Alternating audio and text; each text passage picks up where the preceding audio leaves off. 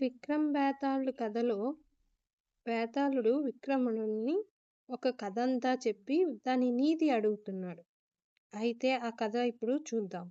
అనగనగా ఒక గ్రామంలో ఒక సుందరి అనే అమ్మాయి ఉండేది. ఆ అమ్మాయిని ముగ్గురు యువకులు ప్రేమించారు. కానీ కొంతకాలానికి ఆ అమ్మాయి అనారోగ్యంతో మరణించింది. అప్పుడు మొదటి యువకుడు ఆమె ఆస్తుల్ని తీసుకొని పవిత్ర నదిలో కలిపేశాడు. రెండో యువకుడు ఆమె సమాధి దగ్గర ఉండి రాత్రింబవళ్ళు కాపలా కాశాడు. కానీ మూడో యువకుడు ఒక మహర్షి వద్ద నుంచి మంత్రం నేర్చుకొని ఆమెని తిరిగి బ్రతికించాడు. ఆమె తిరిగి బ్రతికిన తర్వాత ముగ్గురు ఆమె నా భార్య కావాలి అని వాదించారు.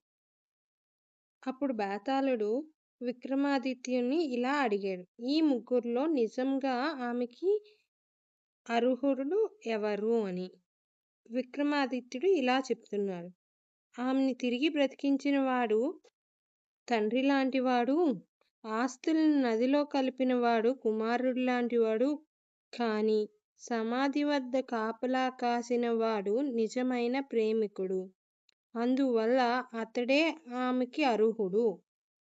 అది విన్న వెంటనే బేతాళుడు పెద్దగా నవ్వి మళ్ళీ చెట్టుపైకి ఎగిరిపోయాడు.